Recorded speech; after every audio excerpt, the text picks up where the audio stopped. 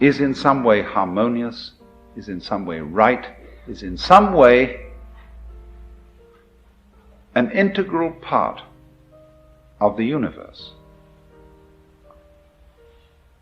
Now, when we transplant or translate that into the moral sphere, the sphere of human conduct, the equivalent is this: there are no wrong feelings.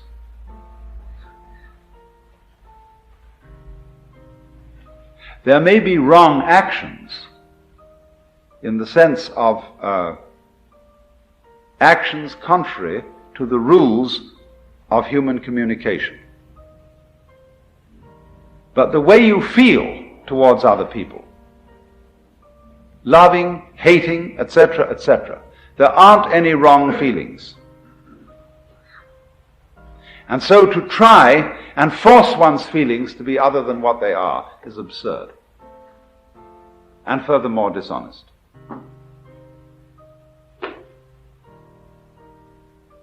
But you see, the idea that there are no wrong feelings is an immensely threatening idea to people who are afraid to feel in any case.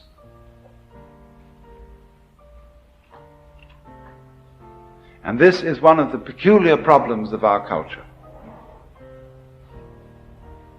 that we are terrified of our feelings because they take off on their own. And we think that if we give them any scope, and if we don't immediately beat them down, they will lead us into all kinds of chaotic and destructive action. It's so funny that we in our Western culture today say that kind of thing. We who do more chaotic and reckless kind of action than anybody ever did.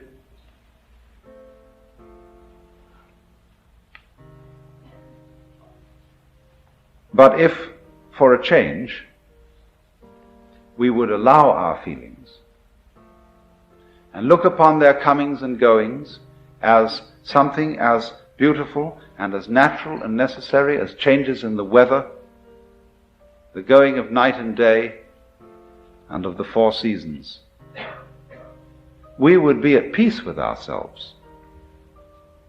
Because what is problematic for Western man is not so much his struggles with other people and their needs and their problems as his struggle with his own feelings, with what he will allow himself to feel and what he won't allow himself to feel.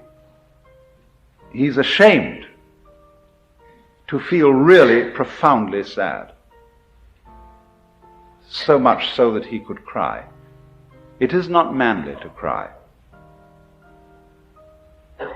He is ashamed to loathe somebody, because you are not supposed to hate people. He is ashamed to be so overcome with the beauty of something, whether it be a natural landscape or a member of the opposite sex, that he goes out of his mind with this beauty. Because all that kind of thing is not being in control, old boy, not kind of having your hand on the wheel.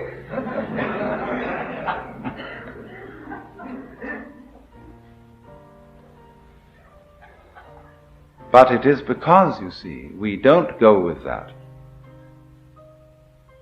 we are not in control. That we try to pretend that our inner life is different.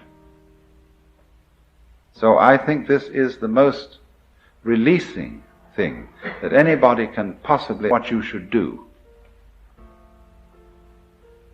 In other words, if you feel that you hate someone intensely, it isn't necessarily the right way of dealing with that feeling to go out and cut his throat. But it is right that you should have the feeling of hating, or of being sad, or of what? Frightened, terrified, whatever it is. For you see, when a person comes to himself, he comes to be one with his own feeling. And that is the only way of being in a position to control it. It is in exactly this way that the sailor always keeps the wind in his sails.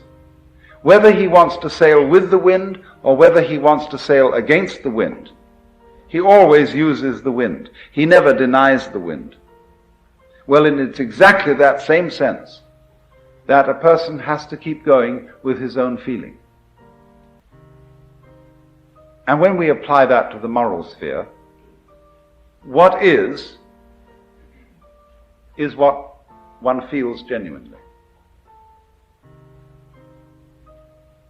And this must always be admitted, always allowed.